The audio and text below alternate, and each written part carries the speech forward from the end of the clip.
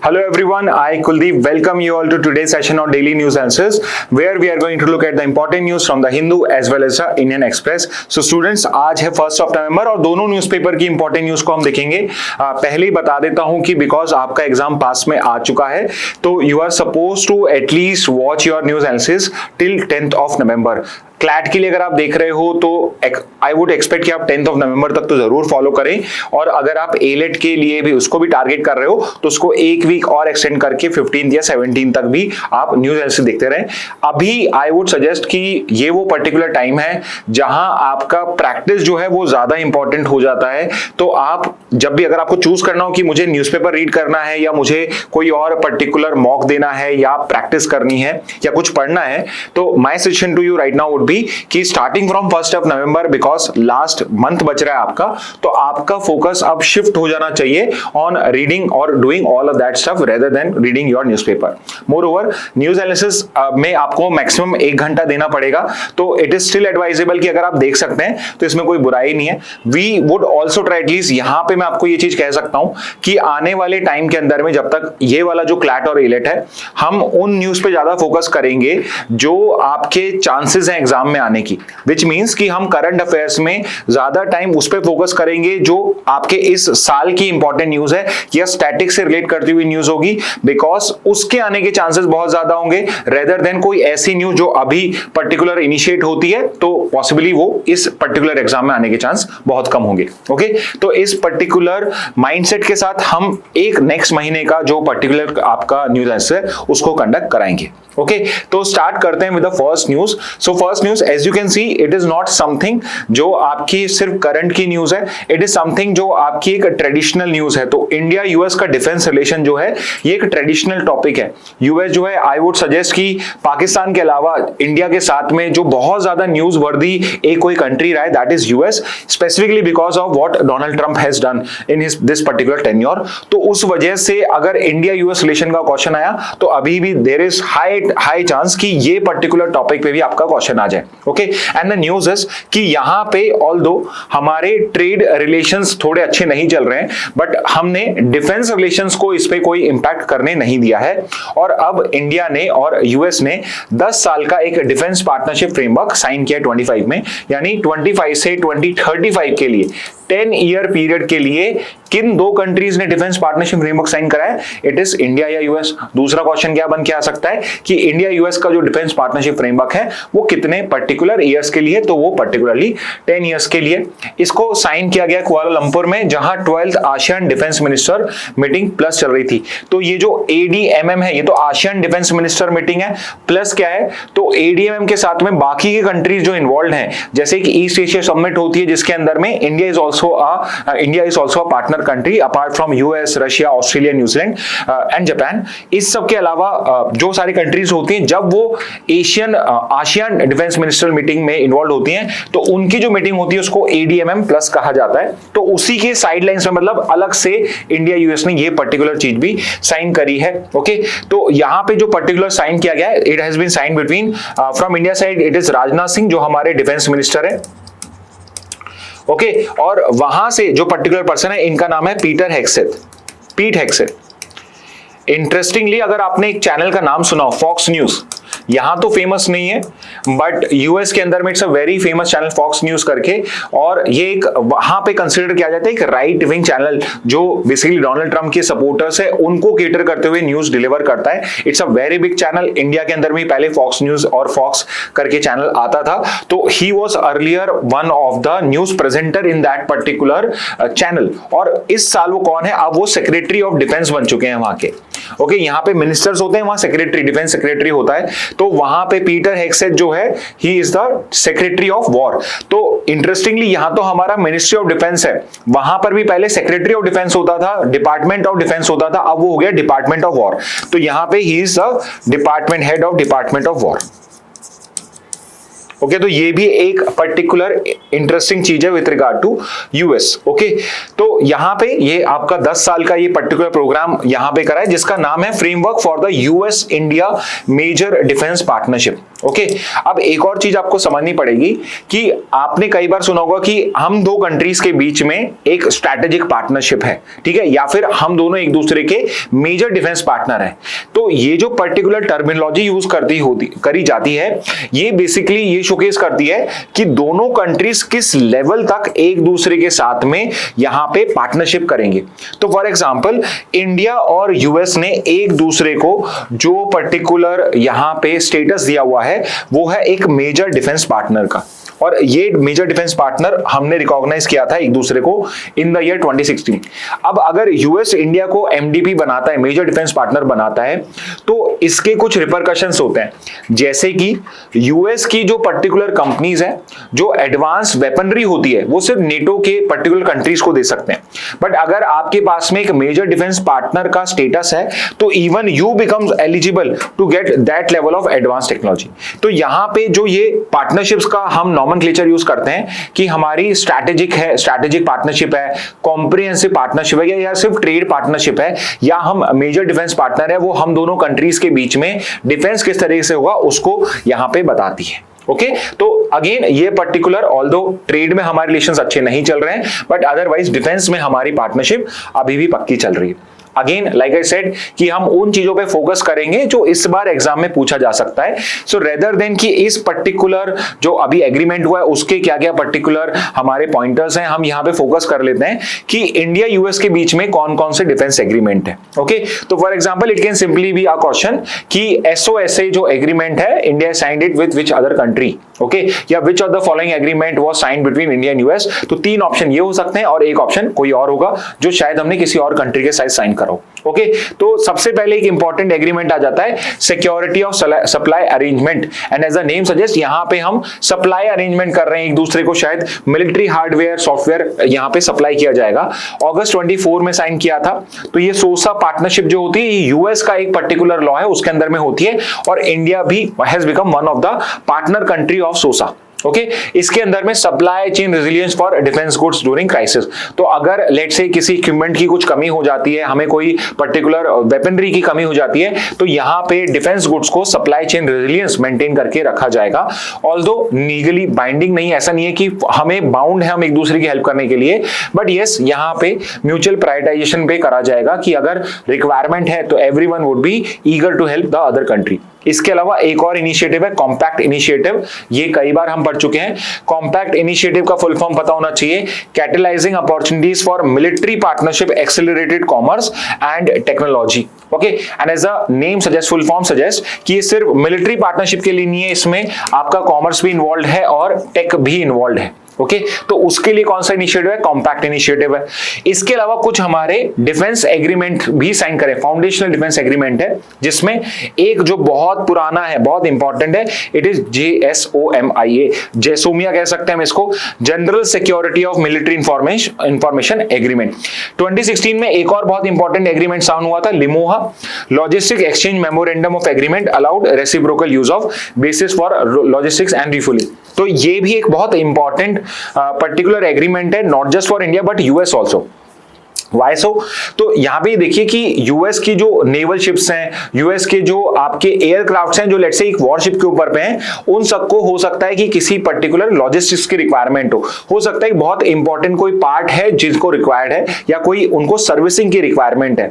तो अगर सोचिए कि अगर कोई इंडियन ओशन में यूएस की नेवी शिप है और उसको वो पर्टिकुलर पार्ट या उस सर्विस के लिए अगर उसको यूएस जाना पड़े, तो कितना ज्यादा उसके लिए इंडियन ओशन में अपनी प्रेजेंस को रेगुलर पाना कितना मुश्किल होगा, या कितना ज्यादा उसका कॉस्टिंग होगा।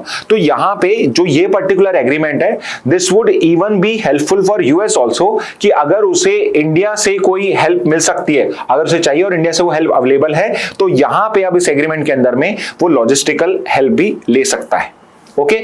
इसके अलावा कॉमकासा एक एग्रीमेंट है जो कम्युनिकेशन से रिलेट करता है। एक बीका है जो basic exchange and cooperation agreement है। ओके, तो यहां पे अगर हमें कोई जियो स्पेशियल इंटेलिजेंस मतलब कि कोई जियोग्राफिकल डेटा हमें चाहिए या सैटेलाइट डेटा हमें चाहिए तो हम इस बीका के अंदर में एक दूसरे के साथ एक्सचेंज करेंगे। Okay, as you can see here कि हम यहां पे सिर्फ डिफेंस के जो एग्रीमेंट्स हैं, जो हमारे फाउंडेशनल एग्रीमेंट्स हैं, रिसेंट एग्रीमेंट्स हैं, उनको ही गो थ्रू कर रहे हैं।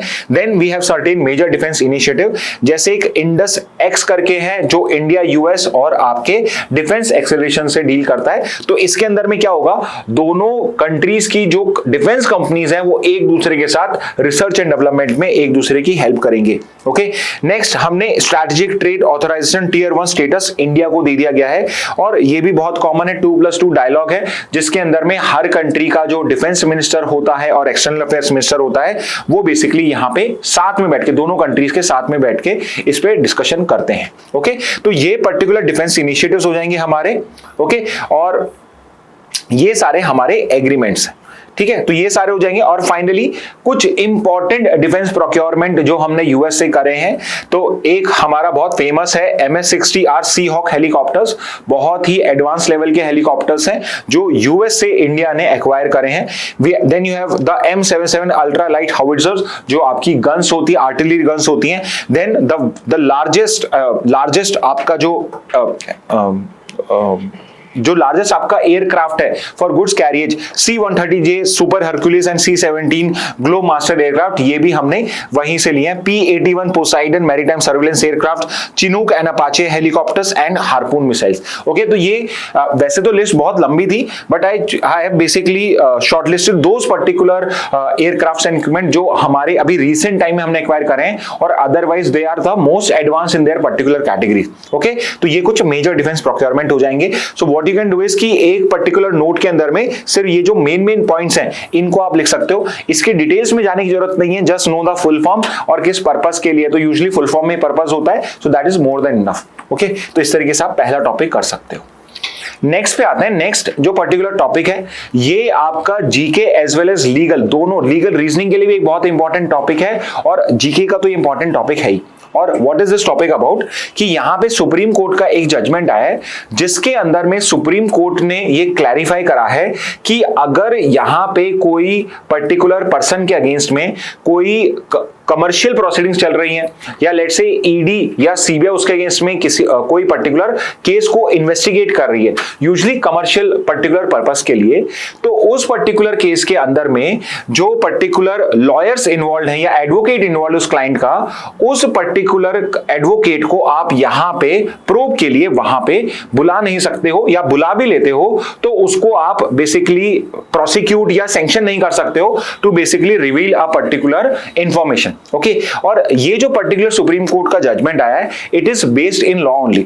तो हमारा जो पहले इंडियन एविडेंस एक्ट था और अब जो हमारा भारतीय साक्ष्य अधिनियम है उसके अंदर में स्पेसिफिक सेक्शंस हैं जो ये कहते हैं कि जो पर्टिकुलर अटॉर्नी होता है, लॉयर होता है और जो क्लाइंट होता है, इन दोनों का जो कन्वर्सेशन है वो प्रिविलेज्ड है। Which means अटॉर्नी और क्लाइंट के बीच में जो पर्टिकुलर बात हुई है, यहां पे अटॉर्नी के पास में पूरा राइट है कि यहां पे उस पर्टिकुलर बात को अगर वो किसी को भी डिस्क्लोज नहीं करना चाहे तो ये उसका पूरा राइट है। ओके, दूसरी चीज क्या समझनी है कि जो अटॉर्नी क्लाइंट प्रिविलेज मिला हुआ है यहां पे, ये एक अटॉर्नी को नहीं मिला हुआ है, ये क्लाइंट को मिला हुआ है।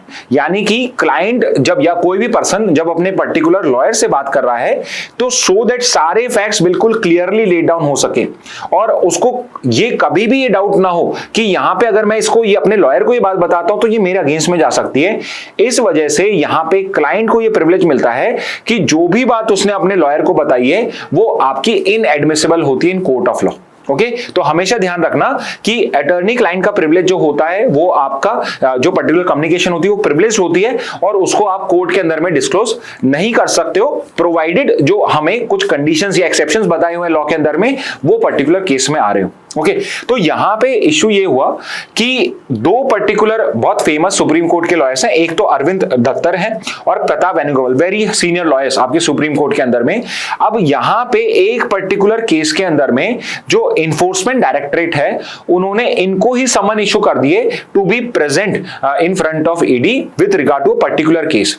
तो यहां पे इन दोनों लॉयर्स ने एडवाइस दी थी अपने क्लाइंट्स को in the Religare enterprise care health insurance case. तो ये एक रेलिगेयर एंटरप्राइज का एक पर्टिकुलर केस था। तो यहां पे इन्होंने ईडी ने क्या करा, इन दोनों लॉयर्स को समन सेंड करा आस्किंग देम कि आपने अपने क्लाइंट को क्या एडवाइस दी है ये बताइए। ओके तो यहां पे सुप्रीम कोर्ट ने क्या बोला है, सुप्रीम कोर्ट ने खुद ने सो मोटो कॉग्निजेंस लिया कि भाई यहां पे ईडी जो है ये सेक्शन नहीं ले सकती है।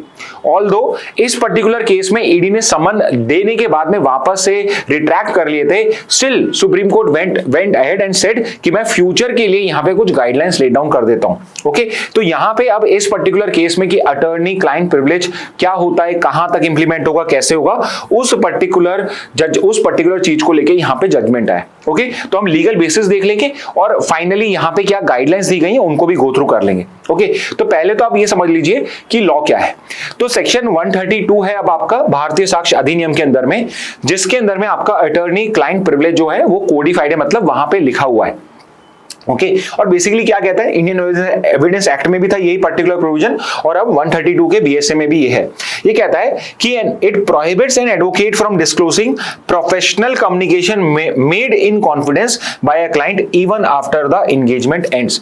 तो सिर्फ और सिर्फ वो ही पर्टिकुलर कम्युनिकेशन नहीं या उसी टाइम नहीं कि जब वो आपका पर्टिकुलर क्लाइंट है, लेट्स से वो केस के बीच में आपको छोड़ के किसी और लॉयर को यहाँ पे उसकी सर्विस लेना स्टार्ट कर देता है, या फिर आपका केस जो है वो यहां पे रिजॉल्व हो चुका है, उस पर्टिकुलर इवेंट के बाद में भी जो भी कम्युनिकेशन आपके क्लाइंट ने अटर्नी से करी है वो आप डिस्क्लोज नहीं कर सकते हो, ना सिर्फ कोर्ट में ना कि कहीं भी और कहीं और जगह भी नहीं कर सकते हो। ओके तो एंगेजमेंट खत्म होने के बाद में भी नहीं करते हो। ठीक है, इसके एक्सेप्शंस क्या हैं? ठीक है, मैंने आपको जैसे बताया कि ये जो आपका सेक्शन 132 में राइट है ये अटर्नी का राइट नहीं है, क्लाइंट का राइट है। ठीक है, तो अगर क्लाइंट का राइट है, अगर क्लाइंट ही बोल दे कि यस आप बता सकते हो तो इस पर्टिकुलर केस में आप बता सकते हो। ठीक है, क्योंकि ये अटर्नी के पास में राइट नहीं है, क्लाइंट के पास में है, तो अगर क्लाइंट कंसेंट कर देता है कि यस आप बता सकते हो तो उस केस में आप बता सकते हो। तो पहला एक्सेप्शन क्या हो गया, if the client consent. Second क्या है, if the communication was made for an illegal purpose. तो सेकंड कंडीशन ये हो जाती है कि अगर जो कम्युनिकेशन करी गई है that was made for an illegal purpose. For example कि यहां पे आपका जो पर्टिकुलर क्लाइंट है वो जो पर्टिकुलर इंफॉर्मेशन आपको सर्व कर रहा है वो किसी इलीगल एक्ट की थी और लेट्स से वो इलीगल एक्ट भी अभी तक कंटिन्यू हो रहा है, तो उस पर्टिकुलर केस के अंदर में भी आपके पास में जो अटर्नी क्लाइंट प्रिविलेज है वो क्लाइंट के पास में नहीं होता है। तो इलीगल पर्पस है अगर उसमें इन्वॉल्व तो आप यहां पे बता सकते हो। Third is if the advocate observes a crime और fraud being committed during employment. तो यहां पे जब एम्प्लॉयमेंट सेंस जब आपके क्लाइंट ने अटर्नी को हायर करा हुआ है उस पर्टिकुलर सिचुएशन में अगर एडवोकेट को कोई पर्टिकुलर क्राइम या फ्रॉड कमिट होते हुए शो हो रहा है, दिख रहा है, तो उस पर्टिकुलर केस के अंदर में यहां पे वो चाहे तो अटर्नी चाहे तो अपने पर्टिकुलर इसको डिस्क्लोज कर सकता है। ओके अब ये तो है सेक्शन 132। इसके अलावा एक और सेक्शन है विच इज सेक्शन 134। सेक्शन 134 कहता है it protects communication made to in house legal adviser though such advisers are not covered under section 142। तो ऐसे समझिए कि आप रिलायंस के अंदर में काम करते हो और आप रिलायंस के थ्रू हायर करे हुए एक लीगल एडवाइजर हो, मतलब रिलायंस ने आपको अपना एम्प्लॉय बना रखा है।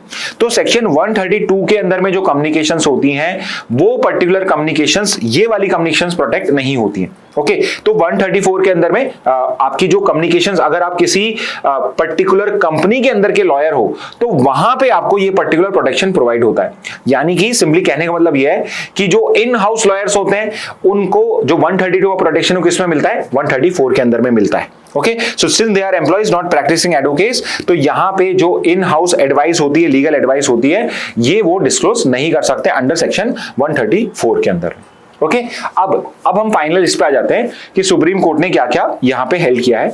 तो सुप्रीम कोर्ट ने यहां पे लॉयर्स को प्रोटेक्ट करने के लिए कुछ गाइडलाइंस दिए। हमेशा ये देखा जाता है कि जब भी लॉयर से रिलेटेड कोई इश्यू इन्वॉल्व हो जाता है तो यहां पे सुप्रीम कोर्ट और हाई कोर्ट्स हमेशा लॉयर्स का ही साइड लेते हुए दिखेंगे। तो यहां पे क्या बोला है, पहली चीज क्या बोली है, lawyers cannot be summoned by police, ED और any investigation agency to reveal client communication unless one of the sections 132 exception clearly applies.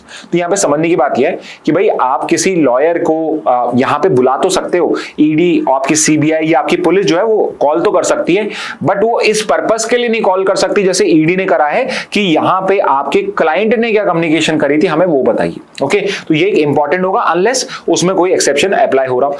Second is कि अगर इन्वेस्टिगेशन एजेंसी को सम्मन करना है किसी लॉयर को, now it is irrespective of section 132। Okay, 132 lawyer को अगर सम्मन करना है तो उस पर्टिकुलर केस में you need written approval from a superior officer, और वो सुपीरियर ऑफिसर होगा एसपी या उससे हायर रैंक का। ओके, तो सम्मन इश्यू करने से पहले आप एक रिटन ऑर्डर लेकर आइए जो एसपी करेगा या उससे सीनियर ऑफिसर करेगा। ओके, थर्ड इज कि इस पर्टिकुलर सम्मन के अंदर में आपको स्पेसिफिकली प्रोवाइड करना है कि कौन सा एक्सेप्शन यहां लग रहा है और इस वजह से आप उनको कॉल कर रहे हो। ओके, तो यहां पे ये हो जाएगा।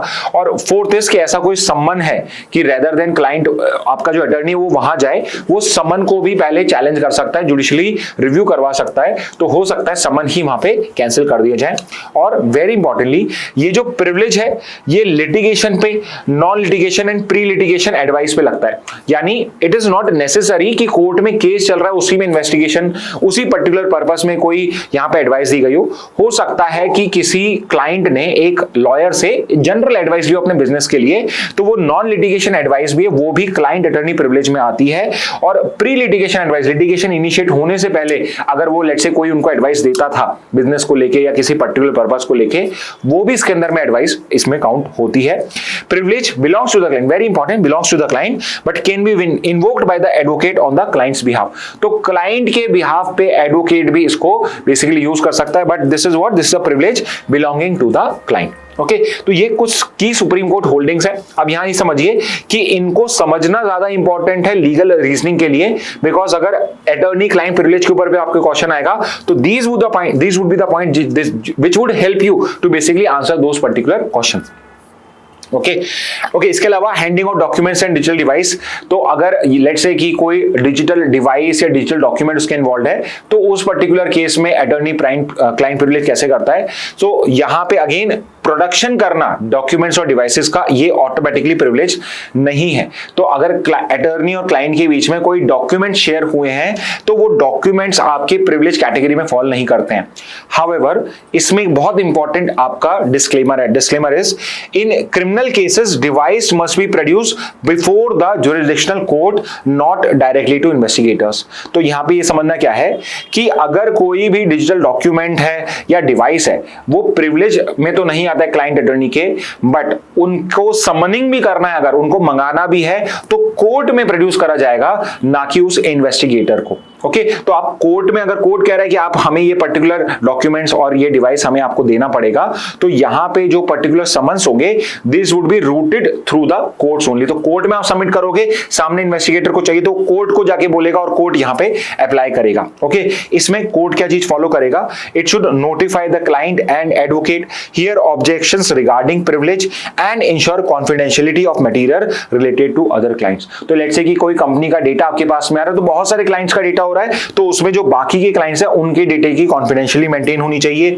जो पर्टिकुलर हेयरिंग है उसमें हेयरिंग करी जाएगी कि भाई कि ये प्रिविलेज है तो आप बताइए क्यों है क्यों नहीं है, तो आपको नोटिस देना है, फिर ऑब्जेक्शंस की हेयरिंग होगी और उसके बाद में भी we have to make sure कि कॉन्फिडेंशियलिटी जो है बाकी सबकी वो पर्टिकुलर चीज आपकी क्लियर करी जा सके। और लास्ट पॉइंट कि अगर डिजिटल डिवाइस का कोई डिस्कवरी उसके अंदर में किया जा रहा है so it must be done in the presence of the advocate and client with technical assistance if required. तो अगर कोई डिजिटल डॉक्यूमेंट या डिवाइस को एक्सेस किया जा रहा है तो उस पर्टिकुलर केस के अंदर में यहां पे जो एडवोकेट और क्लाइंट है उनका प्रेजेंट होना भी यहां पे कंपलसरी है। ओके, तो ये कुछ इंपॉर्टेंट पॉइंट्स आपके सुप्रीम कोर्ट ने लेड डाउन करे हैं with regard to attorney client privilege. I would say एक स्टैंड अलोन टॉपिक है पूरा का पूरा लीगल के लिए, तो इसको तो आप अच्छे से कर ही लेना।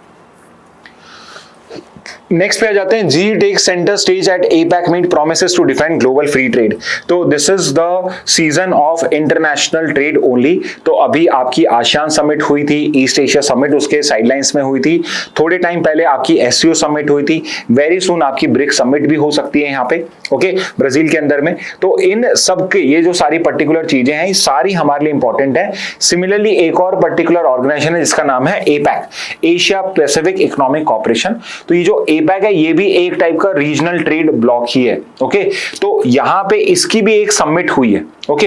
अब ये जो पर्टिकुलर एपैक है इसमें समिट में क्या हुआ इस बार की समिट में वो हम देख लेंगे, और इसकी हिस्ट्री क्या है वो देख लेंगे। अगेन मैं फिर से वो रिपीट कर रहा हूं बात कि हम सिर्फ वो चीजें पढ़ रहे हैं, उस पर फोकस कर रहे हैं जो आपके इस बार एग्जाम में आ सकती हैं, ओके। तो एशिया पैसिफिक इकोनॉमिक फोरम क्या है, it's a regional economic forum जो 1989 में फॉर्म हुआ था। इसका सेक्रेटेरिएट कहां है, तो ये सिंगापुर सिटी, सिंगापुर के अंदर में है। इंपॉर्टेंटली एपैक जो डिसीजंस लेती है वो मेंबर्स पे नॉन बाइंडिंग होते हैं और बेस्ड ऑन कंसेंसस होते हैं and voluntary commitment. Which simply means कि अगर एपैक कोई डिसीजन लेती है तो वो टोटली वॉलंटरी होता है, यानी कि इसके जो मेंबर्स कंट्रीज हैं वो उसको फॉलो करना चाहे तो कर सकते हैं, नहीं करना चाहे तो उसमें भी कोई इश्यू नहीं है, ओके। अब ये एक बहुत इंपॉर्टेंट पॉइंट है कि इसका मेंबरशिप का क्राइटेरिया क्या है। So the criteria is that each member must be an independent economic entity rather than a sovereign state.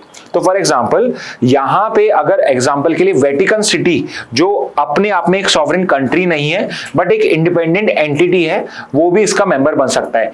Palestine जो एक सॉवरेन स्टेट नहीं है, अगर वो बाकी की क्वालिफिकेशन फुलफिल करे तो पैलेस्टीन भी यहां पे क्या बन सकता है, इसका मेंबर बन सकता है। Because the only requirement is कि आप एक इंडिपेंडेंट इकोनॉमिक एंटिटी होने चाहिए, not necessarily a sovereign state, okay. और ये यू नो कि ये पर्टिकुलर जो प्रोविजन है क्यों ऐड करा गया, बिकॉज इस पर्टिकुलर ग्रुपिंग के अंदर में जो चाइना है वो भी इसका मेंबर है, ओके। और ताइवान जो चाइना क्लेम करता है is not a country but part of China, वो भी इसका मेंबर है। तो सिर्फ ताइवान को भी मेंबरशिप अलाउ करने के लिए यहां पे जो टर्मिनोलॉजी यूज करी मेंबरशिप के लिए वो है एक independent economic entity, okay. Because अगर इसमें सिर्फ सॉवरेन कंट्री ही मेंबर्स बन पाते then Taiwan could not have been a member if China would have been a member of this particular group, okay. तो Taiwan is possibly a member of this APEC because it allows an independent economic activity and not just sovereign nations to be part of it. Otherwise आप देखोगे कोई भी जो international आपके forums हैं इस type के, उसमें कहीं पर भी ताइवान आपको मेंबर नहीं दिखेगा जहां पे भी सॉवरेन स्टेट की मेंबरशिप रिक्वायर्ड होती है, ओके। तो एपेक में करंटली 21 मेंबर्स हैं। अब 21 मेंबर्स आप कहां याद करोगे, तो याद मत करना, सिर्फ नाम देख लीजिए एक बार के, बट 21 मेंबर्स हैं। दूसरा तरीका एक ये है कि भाई आपसे हो सकता है कि ये पूछ लिया जाए कि भाई इंडिया इज अ मेंबर और नॉट, ठीक है, चलो एक तो ये आप याद रखोगे, पर इसमें पूछा जाए कि भाई नाइजीरिया इज अ मेंबर और नॉट, तो आपका क्या आंसर होगा। मेरा आंसर उसमें होगा no, Nigeria is not a member, because ये एक एशिया पैसिफिक इकोनॉमिक आपका ग्रुप है, कॉन्फ्रेंस है आपका, तो कॉपरेशन ग्रुप है, और इसके अंदर में या तो एशियन कंट्रीज हैं या पैसिफिक ओशन की कंट्रीज हैं, वो इसके अंदर में इन्वॉल्व हैं। तो because Nigeria is an African country, that's why it would not be a member of it. तो अगर आप मेंबरशिप भी देखोगे तो वही कंट्री जो एशिया पैसिफिक में फॉल करती हैं, सिर्फ वही इसके आपको मेंबर्स दिखेंगे, ओके। इसके अलावा इसमें कुछ कंट्रीज हैं जो ऑब्जर्वर कंट्रीज हैं, जिसमें आसियान आ जाएगा, आपका पैसिफिक इकोनॉमिक कॉर्पोरेशन काउंसिल आ जाएगा, और पैसिफिक आइलैंड फोरम सेक्रेटेरिएट आ जाएगा। Very importantly India is not a member of APEC, okay. तो ये 3-4 पॉइंट्स है। अगेन मेंबर्स याद करने की जरूरत नहीं है, दिमाग लगा लेना, 21 मेंबर्स हैं तो नंबर पता होना चाहिए, 21 है, इंडिया नहीं है मेंबर इसका, और एशिया और पैसिफिक की ही कंट्रीज के मेंबर होते हैं, ओके। फाइनली जो एक रिचुअल है और जरूरी है पता करना, कोई भी जब हम कोई भी इंटरनेशनल कॉन्फ्रेंस पढ़ते हैं, कि इस बार की होस्ट कंट्री कौन सी थी और इस बार का थीम क्या था। तो होस्ट कंट्री साउथ कोरिया है। जिस साउथ कोरिया की सिटी में आपका लीडर्स मीट हुआ था उसका नाम है योंगजू, ओके, योंगजू इसका नाम है, और थीम थी इस बार की बिल्डिंग अ सस्टेनेबल टुमारो।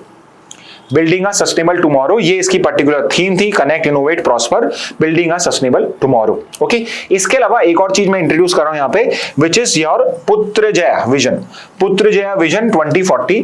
तो एपेक का जो एक लॉन्ग टर्म विजन है उसका नाम क्या है, पुत्रजया विजन 2040, जो एक open dynamic and resilient Asia Pacific community create करना चाहता है बाय द ईयर 2040।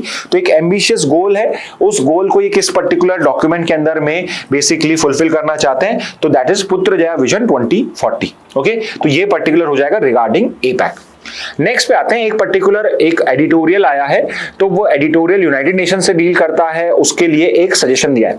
तो यहाँ पे ये पर्टिकुलर जो आर्टिकल है, it has been written by Nirupama Rao, जो इंडिया की पहले फॉरेन सेक्रेटरी रह चुकी हैं। Okay, she is a former foreign secretary of India, Nirupama Rao, और उन्होंने यहाँ पे कुछ एक सजेशन दिया है। तो बेसिकली अगर मैं इस पर्टिकुलर आर्टिकल का कंटेक्स्ट बताऊं, so the context is she is स्टेटिंग कि जो यूएन है ये आउटडेटेड हो चुका है, अभी जो करंट सिचुएशन है उनसे डील करने के लिए यूएन जो है वो सफिशिएंट नहीं है, इसके जो रूल्स रेगुलेशंस है, पावर है, स्ट्रक्चर है, वो आज के टाइम में आज की सिचुएशन से कोप अप नहीं कर पा रहा है। So there is a requirement कि या तो हम यूएन के अंडर में ही या सेपरेटली एक नया पर्टिकुलर अथॉरिटी या एक एजेंसी क्रिएट करें, जिसका इन्होंने नाम दिया है board of peace and sustainable security. Board for piece and sustainable security करके इन्होंने एक रिकमेंडेशन दिया है। ओके, अब एक चीज मैं क्लियर कर देता हूं, इसको आप वन लाइन में समझ लेना कि बीपीएसएस क्या है। ये इनका सजेशन है, ठीक है। हमारे लिए जीके में काम का तो होता है यूनाइटेड नेशंस। ओके, तो यूनाइटेड नेशंस का क्या इंफॉर्मेशन है मेन, उसको मैं गो थ्रू करा रहा हूं आपको। उसके बाद में आगे जाके जो ये पर्टिकुलर आर्टिकल है इसको मैं एक्सप्लेन करूंगा आपको, कि सो दैट आप अगर इस आर्टिकल को पढ़ते हो तो आपकी अंडरस्टैंडिंग बेटर हो इसको। ओके, तो यहां पे पहले United nation, all of us know कि आपका जो यूनाइटेड नेशंस है ये वर्ल्ड वॉर 2 के बाद क्रिएट करा गया था to basically maintain international peace and security.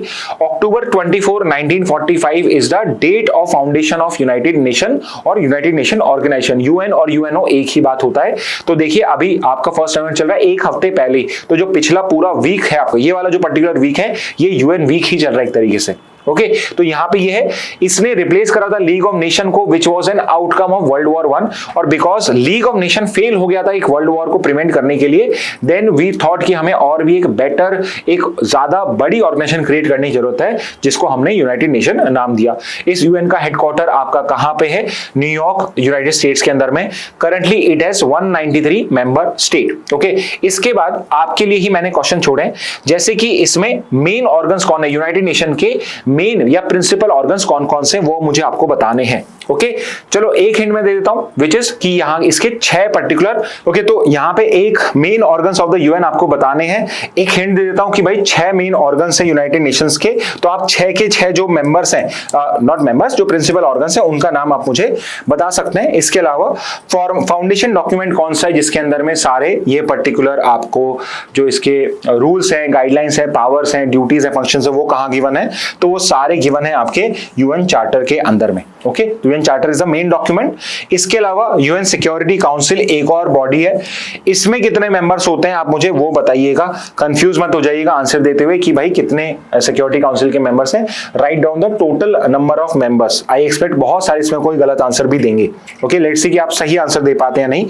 और फाइनली यूएन सिक्योरिटी काउंसिल के डिसीजन बाइंडिंग होते हैं, तो ये मत समझना कि भाई सिक्योरिटी काउंसिल के डिसीजन बाइंडिंग नहीं होते हैं, बट बिकॉज कुछ मेंबर्स के पास में वीटो पावर है, तो इस वजह से बहुत बार क्या होता है कि कोई भी डिसीजन पास नहीं हो पाता है। So this is regarding United nation. तो 2 क्वेश्चन मैंने आपसे यहां से पूछे भी हैं। अब आ जाते हैं आर्टिकल के ऊपर पे।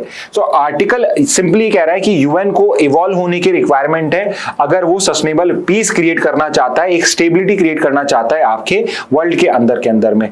अभी जो है बहुत सारे कंट्रीज कंटिन्यू हो रहे हैं, बहुत ईयर्स ऑन ईयर्स, और जो यूएन है ये बिल्कुल एक स्लीपिंग बॉडी की तरह यहाँ पे बेसिकली एक पर्टिकुलर बॉडी जो कुछ भी नहीं कर पा रहा है, एक पावरलेस बॉडी की तरह आपका यहाँ पे रिएक्ट कर रहा है। ओके, अभी करंट स्ट्रक्चर में प्रॉब्लम क्या है, तो सबसे बड़ा इश्यू तो यूएन सिक्योरिटी काउंसिल के पर्टिकुलर स्ट्रक्चर में ही है, क्योंकि पावर तो हमने इसको दे रखी है, बट जब तक सिक्योरिटी काउंसिल यहाँ पे फुल कंसेंसस के साथ में यहाँ पे अलाउ नहीं करता है, तो वो करना बहुत मुश्किल है, और वहां पे इस चीज को कर पाना बहुत मुश्किल हो रहा है। ओके, सिक्योरिटी काउंसिल में सारे कंट्रीज के बीच में एग्रीमेंट कर पाना, स्पेसिफिकली परमानेंट कंट्रीज के बीच में एग्रीमेंट करवा पाना बहुत मुश्किल हो रहा है।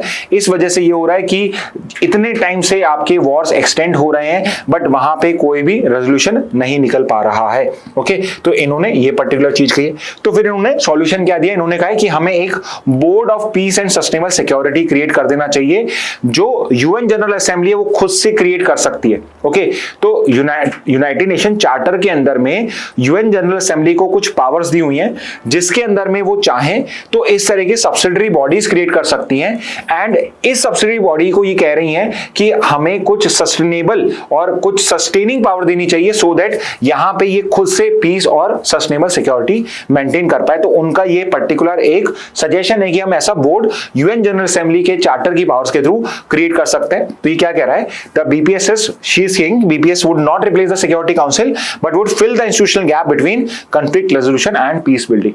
तो कॉन्फ्लिक्ट रेजोल्यूशन और पीस बिल्डिंग में यहां पे डिफरेंशिएट करने के लिए हमें ये बीपीएसएस क्रिएट कर सकते हैं। और इसका पर्पस क्या बताया इन्होंने बोला है कि इसका काम होगा structured political engagement during and after conflict. तो बेसिकली लेट्स से अगर दो कंट्रीज के बीच में कोई वॉर हो गया है या एक कंट्री में सिविल वॉर चल रहा है, तो जो भी पर्टिकुलर उसके प्लेयर्स है उसके अंदर में इन्वॉल्व हैं, जो भी डिफरेंट पार्टीज इन्वॉल्व हैं, उनके बीच में पॉलिटिकल डायलॉग हम यहां से इसके थ्रू करवा पाएंगे।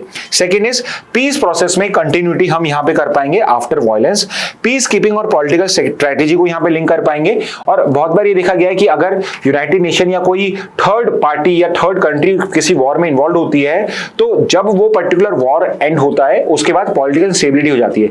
और बहुत अच्छा एग्जांपल हमारे पास है अफगानिस्तान का। वहां पे यूएस ने 20 इयर्स तक आपका वॉर ऑन टेरर का 20 इयर्स तक पूरे 20 इयर्स तक वॉर ऑन टेरर वहां पे करा। और उसके बाद जब वो वहां पे उसको और भी ज्यादा रन नहीं कर पाए तो उन्हें फाइनली छोड़ के जाना पड़ा। और जैसे ही वो छोड़ के गए तो वहां पे तालिबान आ, यानी वापस से पॉलिटिकल स्टेबिलिटी आ गई। तो ये पर्टिकुलर चीज करना भी बहुत इंपॉर्टेंट हो जाता है। तो उसके लिए ये particular body would be very sufficient for it. Okay, इसके बाद नेचर क्या होगा, it would be a political force not coercive. Basically जो पॉलिटिकल सॉल्यूशन हमें फाइंड आउट करना है उस चीज को करने में ये पर्टिकुलर हेल्प करेगी। This would work with the UN security secretary general and the UNSC and not against them. तो जो ये पर्टिकुलर डिसीजंस लेगी बीपीएसएस, वो जो सेक्रेटरी जनरल होगा, सिक्योरिटी काउंसिल होगा, उसके अकॉर्डिंग में लेगी, ना कि उनके अगेंस्ट में जाके। और वी शुड मेक श्योर कि यहाँ पे जो सिक्योरिटी काउंसिल की हमारी गलती हुई है कि कुछ मेंबर्स को उसमें ज्यादा पावर्स है, वो गलती ना करते हुए वी वुड वांट कि यहां पे एक रीजनल बैलेंस भी क्रिएट करा जाए और यहां पे एक रोटेटिंग मेंबरशिप इसके अंदर में हो, सो दैट सारे पर्टिकुलर जो ग्रुप्स ऑफ कंट्रीज हैं या कॉन्टिनेंट्स हैं उनको प्रॉपर रिप्रेजेंटेशन मिले। और यहां पे कोई परमानेंट मेंबरशिप या वीटो पावर नहीं होगी, सो दैट यहां पे जो डिसीजन लिया जा सके वो एक मेजॉरिटी पर्टिकुलर वोटिंग के थ्रू करा जा सके। ओके, तो ये पर्टिकुलर इन्होंने हमें सजेशन दी हैं and I would suggest it's a very good solution. तो if you are reading Hindu newspaper तो इस आर्टिकल को आप रीड कर सकते हैं। What exactly is written in the article I have just told you. Next पे आ जाते हैं। सो नेक्स्ट इज मोर और लेस अ वन लाइनर आपके लिए, क्लैट और एलेट दोनों के लिए इंपॉर्टेंट है। तो आपकी जो एक्सरसाइज मिलान होती है आपकी, तो ये इंडियन नेवी की एक बहुत बड़ी एक्सरसाइज है। लार्जेस्ट जो मैरीटाइम एक्सरसाइज इंडिया कंडक्ट करता है उसका नाम है एक्सरसाइज मिलान। ओके, और ये एक मल्टीलेटरल मल्टीनेशनल एक्सरसाइज है, विच मींस कि इसके अंदर में सिर्फ इंडिया की नेवी ही पार्टिसिपेट नहीं करती है, इसके अंदर में वर्ल्ड की मल्टीपल कंट्रीज इसमें पार्टिसिपेट करती हैं। तो सिर्फ बायलेटरल नहीं है या ट्राइलेटरल नहीं कि 2 या 3 कंट्री हैं, बट मल्टीलेटरल है, मतलब many countries are going to participate. जो इस बार का एक्सरसाइज मिलान है, this is going to be special because इस पर्टिकुलर एक्सरसाइज के अंदर में इंडियन नेवी के साथ में US navy and even Russian navy is going to participate.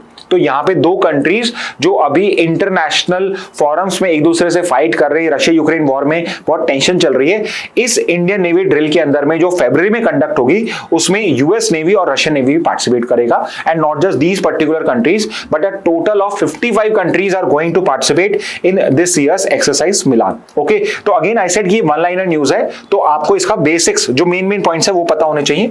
जैसे कि ये पर्टिकुलर मिलान जो है, it is a multilateral maritime exercise. कहां पे होगी? विशाखापट्टनम में इस बार ये कंडक्ट कराई जाएगी। ओके, तो हार्बर फेज होता है, एक सी फेज होता है। हार्बर फेज के अंदर में कोस्टल एरियाज में आप कैसे बेसिकली वॉर एक्सरसाइज कंडक्ट करते हो, क्या आपकी प्लानिंग होगी, और एक सी फेज होता है जिसके अंदर में आप ओपन ओशंस में कैसे कोऑर्डिनेट करोगे, वो पर्टिकुलर रहता है। तो 55 कंट्रीज इसके अंदर में पार्टिसिपेट करने वाली हैं। ओके, पहली बार 95 में हुई थी पोर्ट ब्लेयर में। At that time there were only 3 और 4 नेवीज जिन्होंने पार्टिसिपेट करा था, बट आज यू कैन सी हियर कि around 55 navies countries are going to participate into it. ओके और ये बेसिकली अंडरस्कोर करता है हमारे विजन को, हमारी जो इंडियन ओशन की डॉक्ट्रीन है और इंडियन ओशन की जो डिफेंस डॉक्ट्रीन है, उन दोनों को यहाँ पे ये कॉम्प्लीमेंट करता है। तो यहाँ पे सागर है और महासागर है, जो हमारी इंडियन ओशन की डॉक्ट्रीन और एक आपकी इंडियन ओशन की डिफेंस कह लो या कोऑर्डिनेशन डॉक्ट्रीन कह सकते हैं हम, जिन दोनों इनिशिएटिव को ये यहाँ पे बेसिकली कॉम्प्लीमेंट करता है। सो आपका यहाँ पे टास्क है कि मुझे कमेंट बॉक्स में बताइए सागर का फुल फॉर्म क्या है और जो महासागर है इसका फुल फॉर्म क्या है। अब देखिए ये वैसे तो बहुत सिंपल सा क्वेश्चन है, बट अगर आपको याद नहीं है तो इसका कोई मतलब नहीं है, और यही पर्टिकुलर क्वेश्चन है जो आपसे एग्जाम में पूछे जाते हैं। नेक्स्ट पे आ जाते हैं, इंडियन एक्सप्रेस की एक और न्यूज देख लेते हैं। तो आपका लास्ट का जो न्यूज है 1 नवंबर है, तो फिर से आपको ये चीज याद दिलाने के लिए कि इन केस आपका क्लैट में नहीं होता है तो there is this one government scheme जहां पे आपको शायद काम मिल जाएगा, provided you are above 18 and घर वाले कहीं और आपको सेटल नहीं कराते हैं, और वो पर्टिकुलर स्कीम है आपकी एमजी नरेगा। तो अगर आपका क्लैट में नहीं होता है तो पॉसिबली एमजी नरेगा में जाके आप काम ढूंढ सकते हैं। Mahatma Gandhi national rural employment guarantee scheme है आपकी, जिसके अंदर में आपका गारंटीड होता है डैश नंबर ऑफ डेज का वेज एम्प्लॉयमेंट। अब ये मैं कई बार बता चुका हूं, आप मुझे बताइए कि इसके अंदर में गारंटीड वर्क आपको कितने दिन का मिलता है इस पर्टिकुलर स्कीम में। तो कितने दिन का मिलता है, जितने दिन का मिलता है वो पर ईयर मिलता है, और every adult member of a rural house hold. तो ये सिर्फ रूरल एरियाज में लगती है और इसमें सिर्फ अनस्किल्ड मैनुअल वर्क दिया जाता है। तो ये जो एक सिंगल लाइन है ना आपका नरेगा क्वेश्चन, सिंगल लाइन में 3-4 क्वेश्चन आते हैं जो यहीं बन जाते हैं आपके, ठीक है। इसके अलावा ये जो पर्टिकुलर स्कीम है इसमें जो फंडिंग पैटर्न है वो है 90-10, मतलब 90% सेंटर पैसा देता है, 10% इसमें स्टेट अपनी जेब से पर्टिकुलर देता है, और ये वर्ल्ड की largest social security rural employment programme है। ओके तो ये तो हो गया नरेगा की डिटेल्स। अब वेस्ट बंगाल का क्या इशू था, तो वेस्ट बंगाल के अंदर में आपका जो सेंटर है वो 2022 से उसने नरेगा के लिए पैसा देना बंद कर दिया था, सेइंग कि यहाँ पे कुछ पर्टिकुलर वायलेशन है जो स्टेट ऑफ वेस्ट बंगाल कर रहा है। ओके तो यहाँ पे सस्पेंशन क्यों हुआ था, बिकॉज यहाँ पे सेंटर ने बोला कि हमारे जो डायरेक्टिव्स हैं वो पर्टिकुलर फॉलो नहीं करे गए, और बहुत सारे फाइनेंशियल मिसएप्रोप्रिएशन है, नॉन परमिशिबल एक्टिविटी जो नरेगा में अलाउड नहीं होती उनको एग्जीक्यूट किया गया, and there is lack of transparency in implementation. Okay, तो इस पर्टिकुलर एलिगेशंस के वजह से आपके 22 से West Bengal was one state जहां पे नरेगा स्कीम इंप्लीमेंट नहीं हो रही थी। अब स्टेट तो कहां से करेगी भाई, 90% पैसा सेंटर दे रही है, तो 22 से अब ये 25 हो गया है, 3 साल हो चुके थे जब से स्कीम वर्क नहीं कर रही है। तो फिर इन्होंने हाई कोर्ट में पहले कोलकाता हाई कोर्ट के अंदर में, कलकत्ता हाई कोर्ट के अंदर में उन्होंने पहले केस फाइल करा, तो वहां पे कलकत्ता हाई कोर्ट ने ऑर्डर पास किया सेंट्रल गवर्नमेंट को टू वापस इनिशिएट द स्कीम, और फिर जब कलकत्ता हाई कोर्ट का भी ऑर्डर नहीं माना तो उसके बाद में सुप्रीम कोर्ट में केस गया, और सुप्रीम कोर्ट ने यहाँ पे ministry of rural development, central government को, मिनिस्ट्री को बोला है कि आप यहाँ पे वापस से इस पर्टिकुलर स्कीम को इंप्लीमेंट करना स्टार्ट करें। ओके तो यहाँ पे आपके सुप्रीम कोर्ट ने वापस से रीइंस्टेट कर दिया है एमजी नरेगा स्कीम को इन वेस्ट बंगाल, जो आपके पिछले 3 साल से वहां पे बंद पड़ी थी। ओके तो इस कंटेक्स्ट में हम आपके लिए important news which is MG NREGA, और एमजी नरेगा तो एक्ट हो जाता है और स्कीम कर रहे हैं। एक और चीज अभी मुझे ध्यान आया, ये पर्टिकुलर नरेगा एक्ट का ये और क्वेश्चन था, ये किस पर्टिकुलर ईयर में आया है वो भी आप कर सकते हैं। आई एम श्योर मिनिस्ट्री में नहीं पूछ रहा हूं, मिनिस्ट्री यहाँ पे लिखी हुई है, ministry of rural development is a ministry जो आपके नरेगा स्कीम को इंप्लीमेंट करती है इन रूरल एरियाज। चलिए एक क्वेश्चन और पूछ लेता हूं, विच स्टेट और states have a urban NREGA also, मतलब नरेगा वैसे तो सेंटर का है बट स्टेट लेवल पे स्टेट गवर्नमेंट्स ने ही, देयर इज वन स्टेट और there might be multiple states. तो आप मुझे बताइए कि कौन सी ऐसी स्टेट है या स्टेट्स हैं जो अर्बन नरेगा टाइप की स्कीम को रन करते हैं। ओके तो ये पर्टिकुलर आंसर भी आप मुझे कमेंट बॉक्स में दे सकते हैं। नेक्स्ट पे आ जाते हैं, दो बहुत शॉर्ट सी न्यूज है, वन लाइनर से आपके। तो यहां पे जब इंडिया पाकिस्तान कॉन्फ्लिक्ट स्टार्ट हुआ था तो आपका एक पर्टिकुलर गुरुद्वारा है जो पाकिस्तान के अंदर में, ऑल्दो वो हमारी इंडिया बॉर्डर से 4 किलोमीटर्स पे, बट बिकॉज वो पाकिस्तान में था तो जो आपके सिख पिलग्रिम्स होते थे वो पर्टिकुलर सिख पिलग्रिम्स उस पर्टिकुलर पिलग्रिमेज पे नहीं जा पाते थे, बट 2019 के अंदर में वो पर्टिकुलर पिलग्रिमेज जो है वो भी ओपन कर दिया गया था, और करंटली वो इंडिया पाकिस्तान कॉन्फ्लिक्ट की वजह से क्लोज था, बट फाइनली उस कॉरिडोर को वापस ओपन कर दिया है। तो जो सिख पिलग्रिम्स है अगर उस पर्टिकुलर पिलग्रिमेज पे जाना चाहते हैं तो वो आप वापस से जा सकते हैं। और मैं यहाँ पे बात कर रहा हूँ श्री करतारपुर साहिब का, जो एक one of the holiest sites है आपके सिखिज्म के अंदर में, और ये नरोवाल डिस्ट्रिक्ट में है पाकिस्तान के, और सिर्फ 4 किलोमीटर अवे है from India Pakistan border.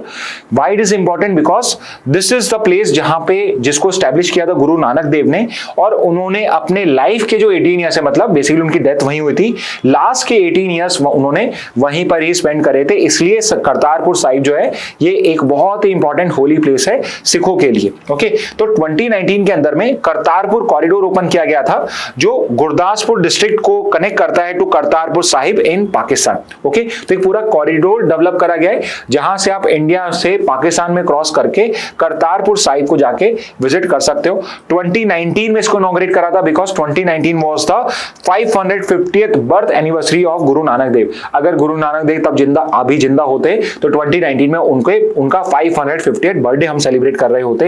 Okay, अब ये जो कॉरिडोर है इसको मैनेज कौन करता है? तो एक अलग से अथॉरिटी क्रिएट करी है, तो अथॉरिटी का नाम है land ports authority of India, and on the Pakistan side by the Pakistan evacuee trust property board. और इंडिया के अंदर में इसमें किसको जाना है, कैसे कैसे कोऑर्डिनेशन होगा, वो कौन करता है? तो ये जो कमेटी है SGPC, जो आपके गोल्डन टेंपल को भी यहाँ पे बेसिकली कोऑर्डिनेट करती है, यही वो है जो पिलग्रिम्स को रजिस्टर करती है और कोऑर्डिनेट करती है थ्रू शिरोमणि गुरुद्वारा प्रबंधक committee. SGPC is the body जिसका ये पर्टिकुलर काम है। ओके, तो ये करतारपुर साहिब के बारे में हो गया।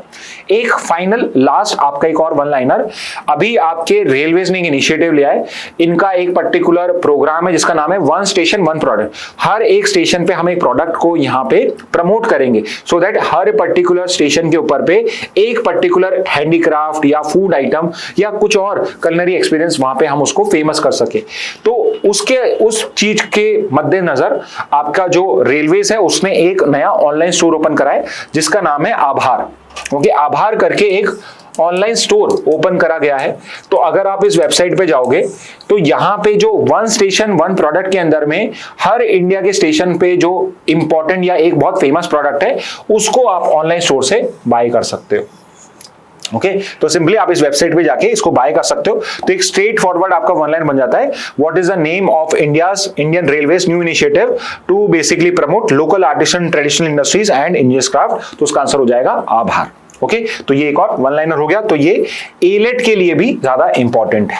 ओके स्टूडेंट्स, तो स्टूडेंट्स ये थे आज के important news from both newspapers. Like I said, थोड़ा लाइट रखेंगे अभी इस महीने तक आपका न्यूज़पेपर, सो दैट आपका ज्यादा टाइम स्पेंड ना हो, आप इजीली फटाफट से नोट्स बना लो और उसके बाद में आप बाकी का जो और भी इंपॉर्टेंट काम है आपका प्रिपरेशन है उसको भी आप फोकस कर पाओ। ओके, सो इस मैसेज के साथ आज का सेशन एंड करते हैं। Thank you and have a very nice day.